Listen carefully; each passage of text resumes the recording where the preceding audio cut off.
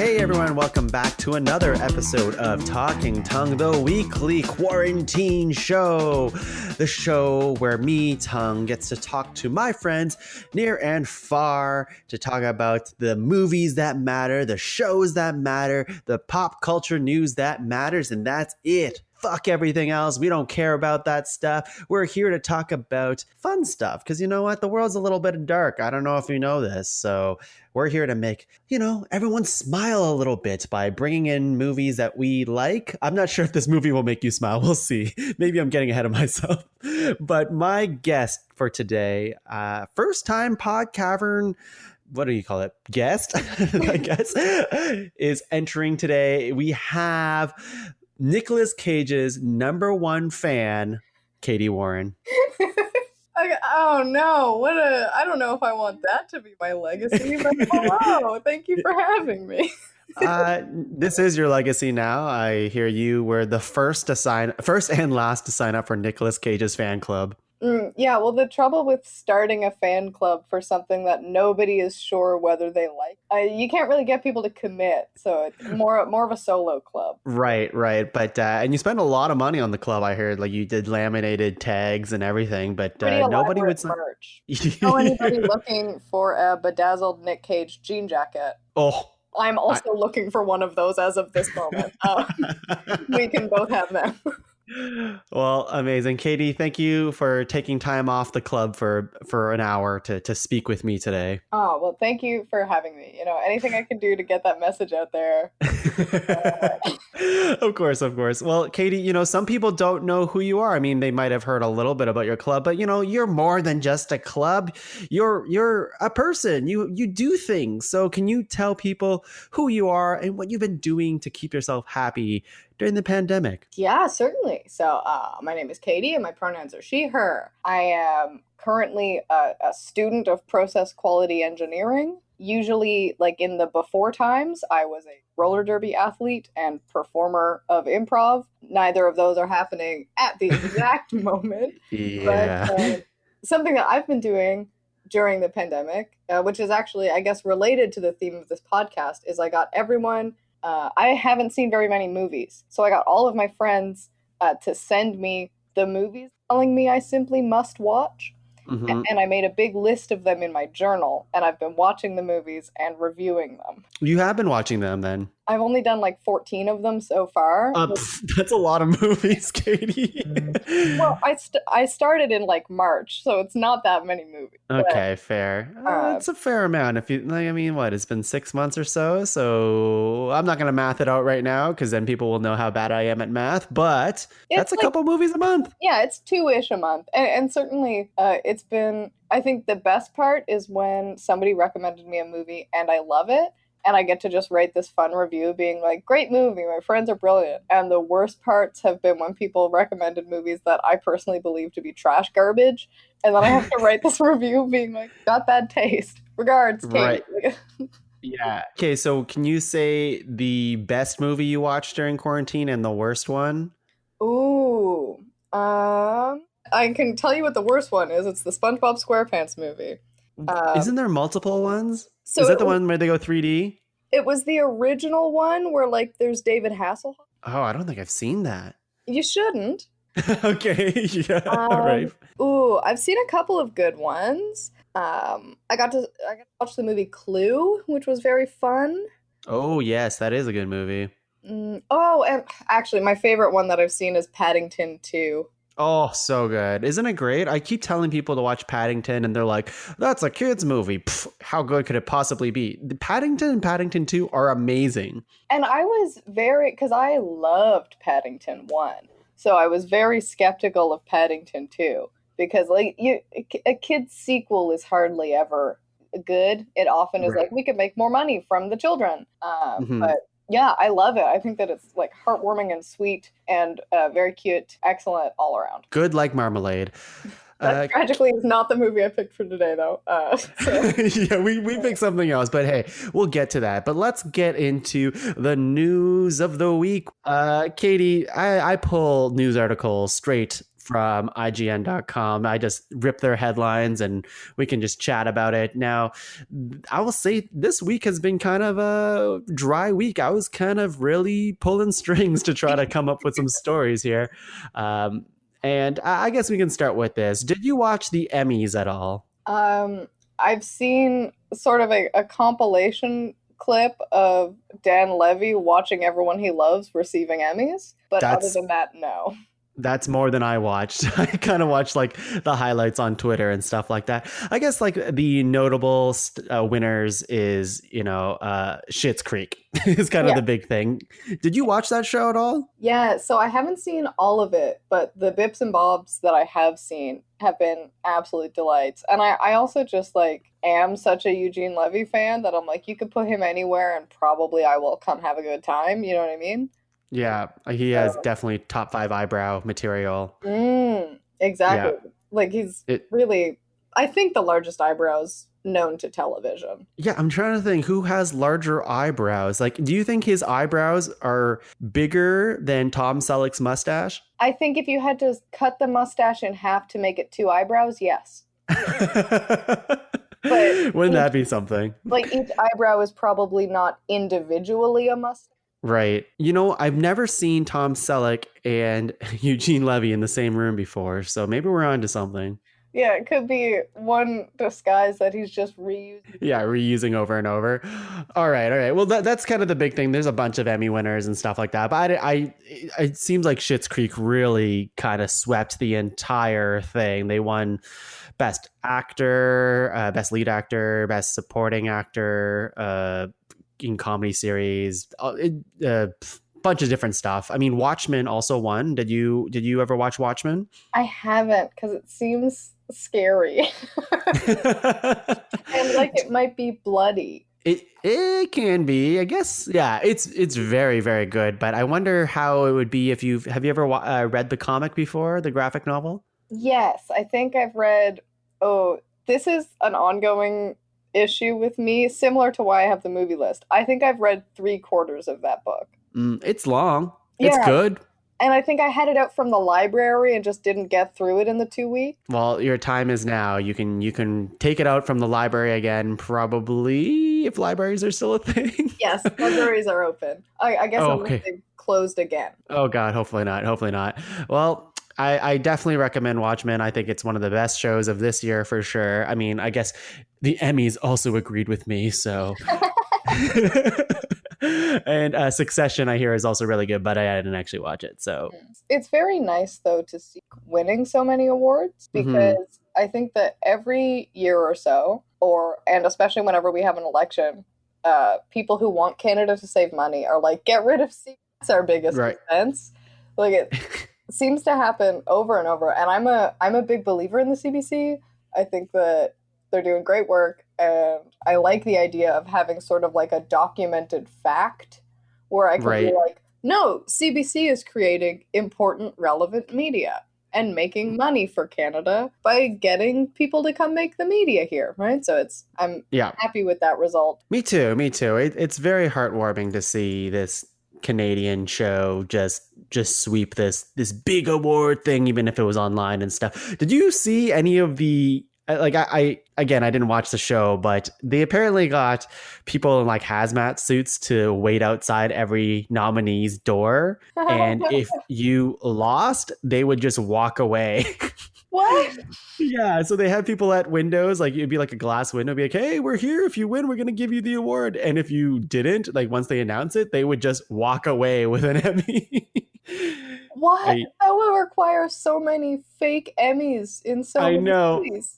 Like I love the commitment to the bit. That's really funny to me, and I hope it's true. Again, I didn't watch it, but from what I was reading, it seems like it was a thing. So, let's see, what else do we have? Queeby. You remember that thing? It's an app to watch 10-minute TV on your phone? That's right. That's right. It launched 6 months ago, I think, and it's already like lost so much money. Like nobody wants to sign up for Quibi because you can only watch it on your phone and they're only like 10-minute episodes or whatever it is. And they spend a lot of money on it, but it seems like they are trying to sell out basically or try to sell to like bigger shareholders or, something else. So I think it's RIP Quibi soon. And the concept of like, you have to watch this on a small screen. Like, usually Yeah. we want a opposite direction where it's like, you could do it the less good way, but we're building this to be on the more good way. And Right. it Right. seems like they went backwards on that and they were like, hey, does anyone not spend enough time looking at their phone? I appreciate the gamble, but it was never for me. Like I was like, I'm never gonna watch videos like this on my phone. And it's made in a way where you can't even put it sideways. You have to have your phone upright to watch the thing. And it's all ridiculous. I guess they're not getting a subscriber from either me or you. I have heard though that I think Anna Kendrick is in a show on it, and that was very funny. Well, that's the thing is I've heard some of the shows that they have on there are actually kind of good, kind of. And they've spent a lot of money on big name stars to be in it. Like they have what's his name? Liam Hemsworth. Oh, Not Chris Hemsworth. They got Liam Hemsworth. They have who else? Will Forte, Caitlin Olsen, Sophie Turner. So yeah, just tons of big name actors and actresses, and yeah, it wasn't good enough. embarrassing Katie fact. I could Hmm. tell you who the people you just listed are. I've got no concept of those people. Really, you can't say none of those people? Oh boy. This is my relatedly to my having seen so few movies, Mm. a very limited awareness of who's in the movies. Oh wow. And Well, at least you know Nick Cage. yeah, right? The only actor that truly matters. But I'm forever like having conversations with my partner and being like, "Oh yeah, we from the one we watched last week," and she'll be like, yes, this person." Yeah, And you just nod your head. I just go, yes, I'll believe it. Thank you. They could be like, "You remember Shrek from the movie we watched last week?" And you're like, "Yeah, sure, Shrek." Yeah, Shrek, famous actor. And in fairness, Shrek is in like I feel like 5 movies. Oh Pretty yeah, famous. Shrek has. Let's count 'em. We got Shrek, Shrek Two, Shrek the Third, Shrek Forever After. I think Mm. Shrek the Halls. That's a You thing. made that last one up. Nope, that's a thing. I watched it for a Christmas thing one time, and I was like, man, this is not too bad. Um, all right, let's move on to more news. More news. We have, okay, this is interesting, and I want to hear your take, even though you don't watch a lot of movies. Now, Mulan came out for Disney Plus, and this was a topic on discussion for Talking Tongue a couple weeks ago. Now, there was this news story out there that says Mulan made a fuck ton of money, that like $261 million, and it was all on VOD release. You know how they released it on Disney Plus, made people pay $30 for it, that whole thing. Turns out Yahoo Analytics got the math very wrong, and instead they only made around $60 to $90 million. And really, the only reason why I'm bringing this up is because we have another movie. Christopher Nolan made a movie called Tenet, and that released in theaters. Now, this movie was released like as a big home release to see if people would pay into it. And it seems like with all these new numbers, it seems like the movie that made more money is the one that was released in theaters, which tells me people are going to the movie theaters to watch movies, which seems like a bad idea. Or it at least tells me like there are more people willing to pay than a virtual one. Right. Right? Yes. Because like I don't know that it really tells us that lots of people are still going to the movies as much as like I heard that they wanted to charge me $30 to watch Mulan in my house, and I was like, okay, but 3 months from now I could watch Mulan in my house for free, right? So I'm not going Right. to do that. Exactly. Where the incentive, I mean, we paid $30 to watch Mulan. I had a pretty good time, but also the notion that it's only coming out 3 months after that, like I could totally see that. If maybe it was like a 8 month exclusive, it might have swayed people, but waiting an additional 3 months doesn't seem like a big deal, I guess. A movie theater that I love in Kitchener that I think is doing a really good job with social distancing protocol is the Apollo, where Mm. they're letting like I think like a maximum of like 30 people into the whole movie theater, and you have to wear your mask until you're sitting down. It's a whole thing. But they've been playing lots of like classic movies. So I went to see Ghostbusters at the Apollo because I was like, that's worth seeing big. So you've seen Ghostbusters before? Yes. Okay, see, you know movies. You know what a Ghostbuster is. You know what Oh a yeah, like it's not as though I've been like living in an underground bunker and emerged with only the knowledge of this one bad Nick Cage movie, and then I'm gonna go back to my tunnel afterwards. Like there's yeah, some movies I have seen. Jurassic Park I also saw at the Apollo recently, right? Like there's some movies that I think are worth seeing big, but like great. I I'm guess glad you're naming all these classic movies, and the movie you brought this week is a different type of. Let's just say not a classic. Let's just say not a classic. You know what? I feel like besides, the news of the week is kind of like it's kind of short this week. We usually spend a bit longer on this, but I'm trying to think. Like, I guess like the last two that I'll bring up here before we move on is that. Oh, maybe I have three. I have three. One of them that I just read just now, which is Family Guy and The Simpsons are finally recasting their major black characters. Famously, their characters were voiced by white men, and man, Family Guy and Simpsons have going like Simpsons is 30 seasons in now, and Family Guy is pretty up there. I think maybe like 18 to 20. So to have a change this far in, like, well, how do you feel about that? it sounds like the correct thing to do. Like Yeah, I'll admit that like I've seen both shows but don't really actively follow either. yeah, But I think it is a very like thankfully it is now a very challenging time to do things that are racist for no reason. Like yes. there's just no reason to have white people doing that, and I think that it is now finally being voiced to these big action companies. It's like, "Hey, you're doing blackface. Stop it." Like Yeah, totally. Yeah. And in terms of like voices, like I guess I can see a case for like the original actor to be there, I guess. But like, I totally agree with you. The other hand of that is that these shows have been around for so long that there has been so many impersonators of these voices that can easily do the voice. So you don't need a white actor to do these voices anymore, right? Like, I feel pretty good with handing off the reins to somebody else. And yeah, that's the thing is that like if the thing that you cherish about this character is the white actor that is voicing them, I think that that's a problem in itself, Yes, right? absolutely. And it's like Yeah. then they could change it to have the animated character be white if that was really important to have that actor stay on. Yeah, exactly, exactly. Glad we're on the same page on this. That would be a wild turn of events, huh? If I was just like, it's bad. Snowflakes, cancel culture. Oh my god, I'd be like, and we're gonna stop the recording right here.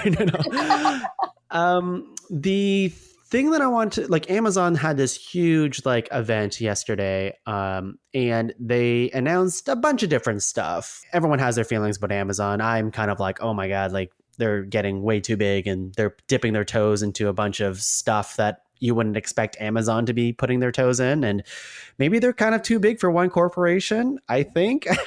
But there is something creepy that I want to outline from their presentation. Mm. Now, they have this is not the creepy part. One of the news stories is that they have their own gaming cloud service, which is insane that Amazon's getting into gaming now. It just seems like a weird thing, but of course they are because they have so much money. But the weird thing is they have something called crap. What is it called? I want to call it the Ring Cam. I think it's that one where it's essentially, you're going to hate this, Katie. It's this like home surveillance system that is a mini drone that flies around your house and surveys your house. What? Why? What? No. Yeah. I don't exactly know how it works, if it's like remote controlled from your app and you're supposed to, use it, I guess, to spy on your house when you're away from home, or if it's just something that's just constantly roaming your house. Either way, it's creepy. See, I had my immediate image, and I know that this isn't what it's gonna be, was just like Roomba, but with way better suction. And you just put it up top on the ceiling. Oh no, it's definitely not that. It's just spying on you. I wish it cleaned and spied on me personally. But Doesn't do yeah, that. like why? Who wants that? I don't know. And I was just thinking like the use case, like being generous of, okay, maybe when you're not home, you can fucking use this dumb drone thing to fly around your house. But then I was like, well, if there's a robber in your house and they see that dumb drone thing, they're going to attack it and just break it. Yeah, like it seems like having a stationary camera would be better in every way. Yeah. And I just don't love the use case of maybe like you're sleeping and then you wake up and there's this freaking tiny drone in your face pointing a camera at you. It's very creepy. Hmm. Yeah, not for me. The last thing, Katie, do you play video games? Not generally. No. All right. Well, let's move on because you're not as excited as me for the Animal Crossing Halloween update. Ooh, that does sound and I will say that I have in my home a GameCube. So I have old Animal Crossing. Oh my God, you have old Animal Crossing? Yeah, and my roommates are on the new Animal Crossing, so I'm at least like I've seen it and it looks like an absolute treat. You should just steal their Switch and make it yours. So what are you going to get in your Halloween update? Oh my God. Katie, let me tell you. You can grow pumpkins now. What? Pumpkins. There's trick-or-treating on Halloween with your villagers. I sound like a psycho right now for someone who's never played Animal Crossing. You can buy candy. You can make cool crafts with your pumpkins. There's special Halloween items to decorate your town. What more do you need? I mean, that sounds pretty ideal. And I feel like there's a lot of overlap in my mind of like Animal Crossing people and Halloween all year long people. So I can see where this would be like you make your friggin', I don't know, pumpkin chair or whatever, and then like you would probably have a year-round pumpkin chair rather than just a seasonal one. Yeah, unless you're like really intense and you change it every season, when for Christmas comes around, you have a Christmas island now, that kind of stuff. I don't know. I'm not sure. I'm just going to make mine just completely spooktacular, so I can't wait.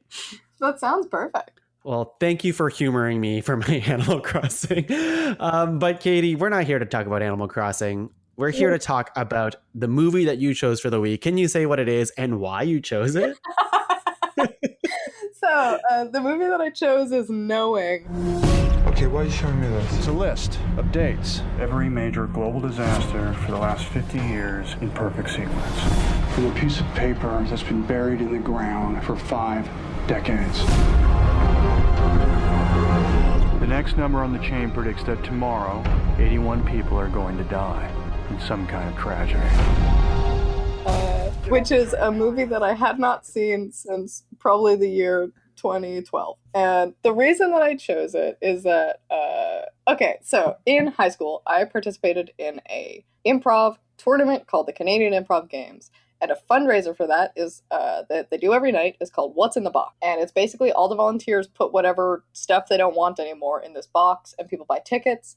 And then you get things and the hosts who all the kids really look up to sort of give out these prizes. And when I was in high school, a chap called Ryan Dillon, who now does excellent stand-up, I'd suggest looking him up, but he was volunteering and he also was working at a closing down Rogers video rental store, which resulted in him having 11 copies of the movie Knowing.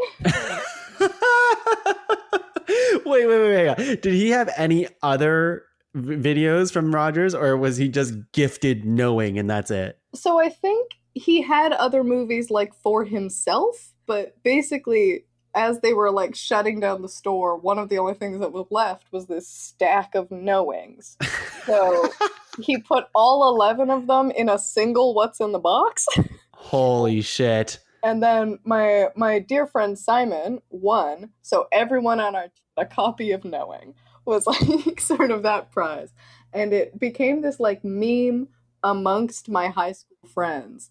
And it was this movie that like anytime we were having like a hangout party, we would watch this movie. So I didn't pick it so much because I expected it to be good, but more because I remember having a lot of joy from the movie. And I was wondering whether I would still have the joy. I see why you would want to revisit it. Like it's just a movie that you watch with your friends. So there's some happy connection with it.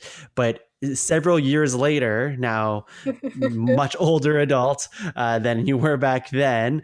How does it stack up to your memories now? Well, I did before I watched it yesterday. I made Yep. a list of all the things I could remember from the movie, of which there were three. So Ooh. the only things that I remembered, a bunch of numbers written everywhere. Deaf kid predicts apocalypse, and a plane crashes next to Nick Cage. So I will say all of those things happened. Yes, they did. And did you predict anything that didn't happen, or? No, that's really all that's really all I remembered from it. Like I didn't know that Rose Byrne was in it, even though she's I think a more famous actor than Nick Cage nowadays. Is she like she's definitely more A-list actor? Well, I don't know. True, I I don't guess know. famous versus infamous, you know? It's hard to say, but Like Nick Cage is like I don't know. He's a firework baby. Like he is like he is an he's a Oscar special type of winner. actor.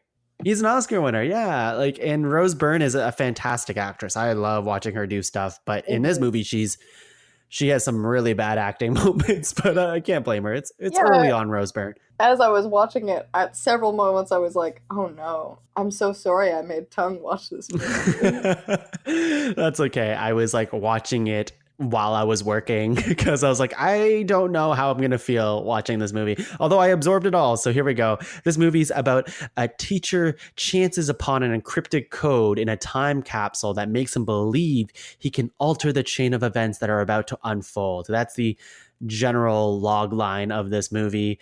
And yeah, I there's so much to talk about and so little to talk about at the same time. I don't. It's a very confusing movie. Like it is not confused. You know what? It's an absolutely absurd movie. That's the best way to describe it in my mind. Yeah, I would say that this movie is bonkers from start to finish. As you go, you only have more questions and fewer answers. Um, Yeah. it seems like high school have kids that would like make movies together, and then they would show them in class, and it would like kind of make sense. That's what this movie is, Yeah, except with like higher paid actors. it felt very much like a 14-year-old decided to write a disaster movie, having seen like three disaster movies and two episodes of Star Trek. It's because the genre is sci-fi thriller, and there's definitely some sci-fi elements to this, which I can't wait to talk about because they're fucking ridiculous.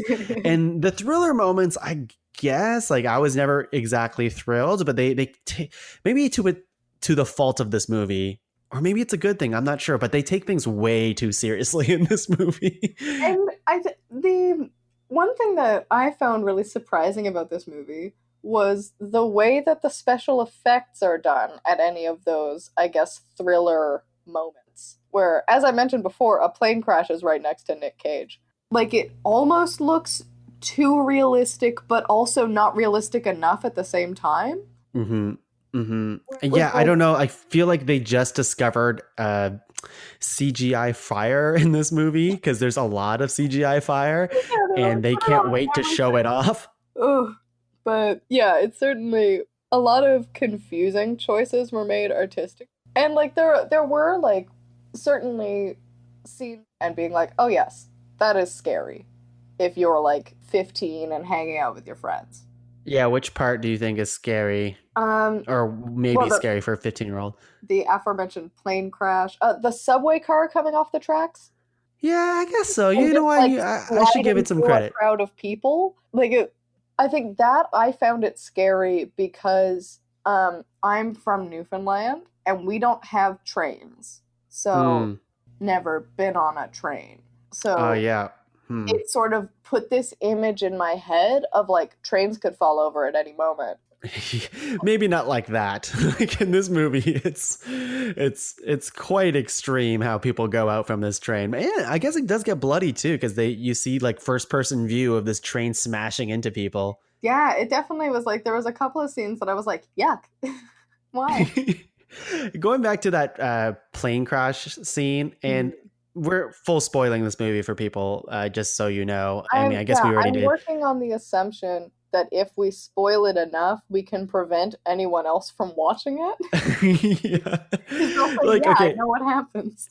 So yeah, I should preface like the whole thing is they find a bunch of numbers written in a time capsule from like 50 years ago, and Nick Cage's son finds it, and then Nick Cage like takes it from his son and tries to decipher it, because that's the first thing you want to do when you see just a page of numbers is try to decipher it. And I kind of love this because it's so cheesy but so serious. Is he's immediately in the mode when he finds that paper of like tossing all of his shit to the ground to figure it out. Like, it's just a piece of paper that they found in a time capsule, and he's already like, I have to figure this out. What does it mean? The scene of like he filled a glass of whiskey on accident and he lays it on the piece of paper and perfectly circles 9/11 and the number of people who died in 9/11. And like that's what sort of sparks him to be like, I've got to investigate this. And it's like, what do you mean, Nick? Why? What? Yeah. Why? You're a friggin' oh my god. Okay. I there's one of my favorite moments. Okay, I'm gonna go back to the plane crash in a second, but one of my favorite moments, jumping ahead in the movie, whereas Nick Cage meets Rose Byrne for the first time, and he's questioning her because she's the daughter of the person who wrote down the code from 50 years ago. Mm-hmm. And he flashes his teacher's badge exactly like a cop would, and also delivers the line like, it's okay, I'm a teacher at like this professor school or whatever. And it's just like, it's so ridiculous because the reason why he flashes it is like, no, you have to listen to me because I'm a teacher. It's like he basically shows his, because I think it's MIT that they have him working at, which is like a real school. It is. But like, if someone came up to me and said something that sounded nuts, and then they were like, don't worry about it, I'm an astrology prof at UW, I'd be like, that does not matter. Stop asking me invasive questions about my dead mother. Like, what? It's just such a yes, exactly. And I laughed a lot at that. And it's funny because it's not even intentional. A lot of the humor in this movie is not intentional. It's just cheesy shit that happens, and Nick Cage's perfect delivery, because he's just, again, I think he's just like a firecracker of an actor. He is just so interesting to watch, even though he's given like really bad stuff to say in this movie. Yeah, so like we joke about me being Nick Cage's #1 fan, but I do think I might be Nick Cage's one empath, because I feel like I get it. Like, I get what he's doing. Ages ago, I saw an interview clip with him where an interviewer was like, why are you in movies all the time? Like, I think they said it more delicately than that, but they basically were like, Nick Cage, a lot of your movies are trash. What's going on? And he just like, he looked at her kind of confused, and he was like, I love to make movies. So whenever I get offered a movie, I do it. Yep. And there's just something so like, yeah, Nick, I get it. There's something I really like about just like being so passionate about making movies that you don't really care if the movie is. Well, he's had quite a bit of a spell. I want to say like 10 years ago when it was discovered he had this huge gambling problem and basically lost a fuck ton of money. And he was like in movie after movie after movie trying to like pay off his debt, basically. So you would see him in truly awful stuff. But hey, I think he's coming back. Honestly, he's been putting out some stuff in the last like few years that I'm like, okay, this is Nick Cage back in fine form. So, see, because that's one thing that I really believe about Nick Cage is that he is not inherently a bad actor. He's like an interesting actor, often put in the wrong films. Or at the same time, is he put in the right films? Because without him in this movie is nothing. True, yeah. If you put like somebody who actually knew how a professor talks in this movie, it would be really boring. Like, I'm just trying to think, like, A-list actor, let's be boring about this. Tom Cruise is in this movie, for example. It would just not be the same. It would be truly terrible. Like, this movie is watchable on the heels of Nick Cage's, I don't know, weird energy in his delivery. Mm-hmm. And I feel like good kid actors. There's two kids in this movie, and I think they both did a pretty good job. Yeah, I guess they did. I guess I have a lot of questions about those kids, but but I guess I'll skip back. I'll circle back to my whole plane crash thing that I really liked. Yeah, And tell me about the plane again, crash. unintentional humor is the plane crashes, and Nick Cage, again, teacher, not trained professional, nothing, goes and tries to be like, oh my God. And he goes straight and running into the flames and trying to save people. And I thought that whole sequence was so ridiculous because it is the most lazy saving. I don't know, like Yeah, he he's would just sort approach of like, people and be so like passe to people. He's like, I'm trying to save you, and like lightly put a blanket on someone and like immediately ditch them, or like, you I, know, just yeah. softly pull someone out of a plane and just again immediately ditch them, or try to save someone who's burning on fire but then gives up. It's so funny to me. My absolute favorite part of this sequence is there's like a whole plane that broke in half and is on fire, and also some like fires, some smaller fires around on the ground. And the first thing he does is he picks up like a weird blanket off the ground and just lays it on one of the tiny fires to put that out. And it's like, Nick, what do you think you're getting done here? That's what I mean. It's the most lazy saving of people I've ever seen, but he does it quick, and he does it in such a way that his character thinks that he's doing a lot in this moment. I think it's like if a plane crashed 100 feet away from me, I cannot tell you that I would be more or less useful than that. I guess so. That's true. That's fair. We should give more credit to Nick Cage. Yeah. Okay. I want to talk about the. Oh, man, there's just so much like weirdness. I want to like things like, why is there such a big ceremony for a time capsule? Like they're elementary school students, and they basically get like so many people to see this time capsule be buried and taken out of. I thought that was ridiculous.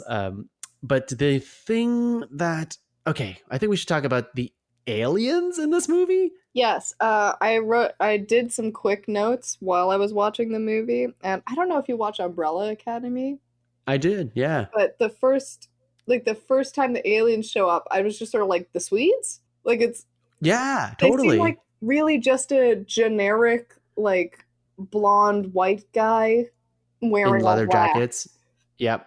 At first I was like, okay, this could be interesting because you see one, it's supposed to be a creepy moment where you see them in the distance and they're kind of staring at people. And then Mhm. they do that same thing throughout the movie and just keep adding another person. And you're like, okay, I get it. Like, who are you?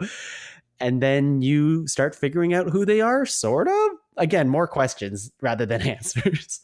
Yeah, I definitely thought for the first 3 quarters of this movie that they were some sort of like government thing who knew about the list and wanted the boy to not tell people about the list. And then it was like, nope, straight up space alien. Tricked you.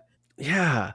And I mean, their whole purpose in the movie was to save 2 children, I guess, right? No, I think, uh, big spoiler alert, I'm gonna ruin the end of this movie.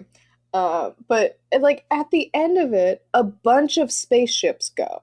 So I Yeah. think a bunch of pairs of children got selected to go repopulate this new spooky wheat planet. Yeah. See, I don't love it because, well, first of all, the representation in this movie is terrible. There's Yeah, like White no City. person of color at all in this movie. But also, I'm just like, okay, these Swedish, well, I'm saying they're Swedish. I don't know that. They're like these white aliens who, when they open their mouths, you see a flash of light. They are willing to save children. And in this case, 2 white children, Yeah. but nobody else. But this planet that they put everybody else on seems pretty big. So Yeah, I also, one thing that I wanted to say earlier was you had mentioned Liam Hemsworth, and I believe him to be in this movie. what is he? There's a scene at MIT where Nick Cage is teaching the kids, and he pulls a sun off a model of the solar system and says like, yeah, Chad, tell me something about the sun. And he throws the Oh yeah. sun to this man that I believe to be Liam Hemsworth. And he goes, it's hot. I wrote a note about that. Was that Liam That couldn't have been, right? Was it? I feel very strongly that it was, but it Okay. could have just been another like miscellaneous hot white guy. Oh my God, it was Liam Hemsworth. I win. I take back You- everything I said before about not knowing actors. Forget I said it. It was a trick. Jeez, Liam Hemsworth was in the movie for a line, essentially. Although I do like they turn like stereotypes on the head because he's the jock, I guess, for like that 1 20-second scene where he's like, oh yeah, it's hot. And then he actually goes into explaining the sun. And you're like, oh, okay, I guess I they're supposed guess. to be MIT students. But yeah, so like the extent that like even in this class at MIT, which I imagine to be the best ones, like Mhm. they were still like, but what if it was hot white guy? Like it was very, very aliens are white. Everyone who's a character is white. The bunnies at the end, which there's no explanation, but bunnies get introduced at the very end are white. Like, Yeah, so I was right at the end when they bring them to that spooky planet where it's all wheat and then one big white tree. Figure out if that was some sort of a biblical thing or something, because that's a part of culture that I'm very unaware of. And I'm like, this seems like it's referencing something, but I couldn't tell you what. yeah, I think they try to do.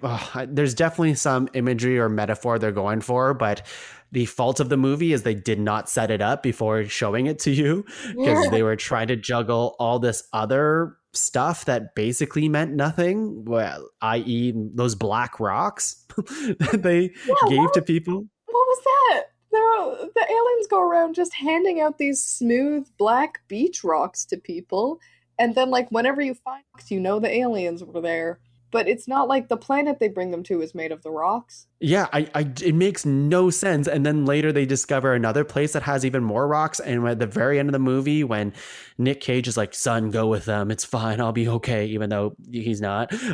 There's just even more black rocks on the ground. And I'm like, what does it mean? And also that scene is Nick Cage says, yes, my son, leave, go be safe. And then Nick Cage collapses on the ground crying and then wakes up like 12 hours later on this big pile of rocks. Which was like, Nick, did you cry so hard you passed out? I'd like to imagine so, because there's some pretty amazing Nick Cage moments where he's just screaming over the phone with Rose Byrne. Oh my God, Rose Byrne. She has some truly awful acting moments where she's like crying and Nick Cage is like yelling back and they're on the phone. And I don't know how to describe it other than like there's just some really rough stuff going on. Well, she's sort of, I would describe her character as being Ryan Murphy model of writing women's dialogue. Yes. Where Sure. it's like, a man wrote this who clearly doesn't spend any time around women and just like did his best. Yeah, it's like, I think I understand women, and then just like farts this out basically. Because her whole character trait was having a child. Like that was, or being like, I don't know, overprotective mother, I guess. Like, I don't know. Like she was just she was not written well, like you said. yeah, there's a part where she after considering it and going like, Nick Cage did have an MIT ID, maybe he's on to something, and then they show up at his house. It's like she opens with like, you mentioned October 19th, and he goes, yeah. And she's like, that's the day my mother said I would die. It's like, what? Yeah. And then they show up at the house later when Nick Cage is going crazy and breaks into a school with like a pipe or something. I'm like, Nick, like, couldn't you pull some strings or something to get this door open without causing like, vandalism? And because he also didn't even try to open the door first. He just hits the glass. It's true. He doesn't even check. It's probably unlocked already. And he brings the whole door frame back with him to his house and starts like going to town on it. And Rose Byrne's like, what are you doing? We have to escape the solar flare. Blah. And she says the same thing over and over again. And it's so frustrating because she's being repetitive. And Nick Cage's character is in the moment where he's just like so into what he's doing that he's not Yeah, he's not explaining his plan to anybody else, which is even more frustrating. Yeah, because like one thing that I couldn't tell if it was deliberate and almost well executed or just straight up bad writing is anytime they were put in a situation where, like, I, Katy Warren, would be panicking. They were doing things that I think people might do when they're panicking, like saying the same thing over and over again, driving too fast and getting hit by a truck, just walking around and laying blankets on open fires. Like, I couldn't tell if it was just lazy writing or if they were trying to be like, it's like in the action movies, if you saw a plane on fire, you'd be useless, right? I think you're giving this movie too much credit. I want it to be less bad than it is because I've subjected you to it. And you know what? It's fine. Like I that's the thing about this movie, and I guess this is my conclusion, is that it was a bad movie for sure. But at its best, it was so like absurd and full of Nick Cage stupid moments that and like fun things to talk about. Like it's not a boring movie. I will say that. No, like I had my eyes on the screen the whole time. Exactly. Like it's not boring. It's just bad, but it definitely toes the line of being fun bad. Mm-hmm. And that's what I like about it. Although I will say it's too long for its own good. It's like 2 hours and 1 minute kind of thing. It's like, all right, we can probably cut some of these redundant scenes that don't need to be in here. Could not believe it was 2 hours when I looked it up. I was like, that's too much. Because I'm a big believer that this is a controversial opinion that I have, but it is that no movie needs to be 2 hours or more long. Like I don't think it's necessary. Mm-hmm. I especially this that one. Opinion is like not fact based, but I still have it. No, it's okay. I've met many people, and including myself. I'm definitely feeling like that. Unless it's like this huge blockbuster event, like Avengers Endgame or something like that maybe earned having 3 hours as their runtime because they made a bunch of movies beforehand to lead up to the moment. This movie doesn't have to be 2 hours. Maybe would have been fine in an hour and a half. I did want to share my favorite line of dialogue from this film. Nick Cage has at the university who works in cosmology, which I find to be hilarious in itself. But this friend is trying to Cage on a date because obviously Nick Cage's wife is dead. Because that way they don't have to have so many women in the movie. But this guy is trying to set Nick law, and he says, yeah, she said she thinks you're intriguing, which I thought was code for gay, but apparently code for gay? not. I wrote that down too. And I'm like, I would like to self-identify as intriguing. That is my new identity. I'm not queer anymore. I'm intriguing, and you can figure out what it means. Oh my god, that's honestly, yes, I wrote that line down too, and I was like, it just stood out to me because I'm like, oh my god, this is such a late 2000 early 2000s way of like making movies and writing this stuff in. But I just think that if they cut that entire character out of the movie, and like Nick Cage's parents who didn't have to be there, maybe even his sister, also not that important of a character, we would have been fine at an hour and a half. Because I do think that like the story arc that they attempted and failed to implement was at the beginning, Nick Cage is talking about how everything is random, nothing matters, we all die and it's pointless. And then at the end, he goes to his Catholic family and is like, no, I get it. There is a purpose. And then they all hug and immediately get set on fire by the sun. So again, so much fire in this movie. It's a theme. And yeah, there was like at least a 2-minute series of like a horizontal line of fire passing over Manhattan. Oh yeah. It's which was just like, why have you done this? I don't think MIT is in New York. Because I feel like that M is Massachusetts for sure. I guess we're at the point now, Katie. If you had to rank this movie, how would you rank it? Oh, I think I would rank this movie 3 confusing space rocks out of 5. Okay, that's pretty high. That's a pretty high amount of space rock. So yeah, because I would say that like I enjoyed the experience. So it needs a passing grade. But Right. But I'm not giving it much beyond a passing grade. Like, it's not going to get a scholarship based on this score. That's fair. Yeah, I'm glad I watched it. Thank you for making me watch this. I love Nick Cage, so this is something I just needed to watch eventually. So it happened. And I don't think I'll be coming back to this one, but it's okay. It'll live with me forever. I bet 10 years from now, I'm going to remember this movie vaguely and watch it again. I think once I have entirely forgotten the events of this film, I will rewatch it. It's absurd. Absolutely absurd. But hey, we made it. We're at the end of the episode today. Thank you, Katy, for talking knowing with me. Well, thank you, Tung, for allowing me to pick that film. No problem. I hope your partner also enjoyed the film. Oh, she got out of this one unscathed. I watched it alone. So Okay, so you saved her. That's probably good for a healthy relationship. You don't need to introduce that movie to her. yeah, really.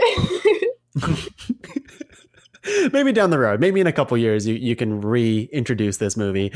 But until then, Katy, do you have anything to plug for the people at home?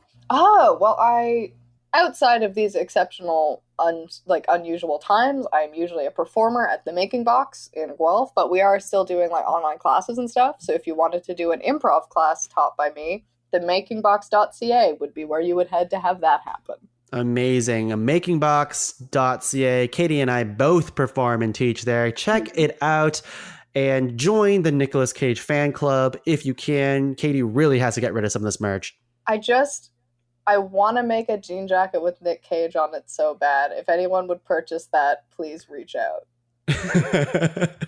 Yes, please do. And for myself, you can find the rest of the shows in the Pod Cavern at www.podcavern.com. Check out all the fun shows there and even a show to come. Ooh, a new show in the Pod Cavern happening in October. But just teasing that for now. You'll see more details later. And Katy, to sign off the show, do you want to give everyone your famous catchphrase? It's all coming together. It's all coming together, folks. We'll see you next time on another episode of Talkin Tuong. Bye.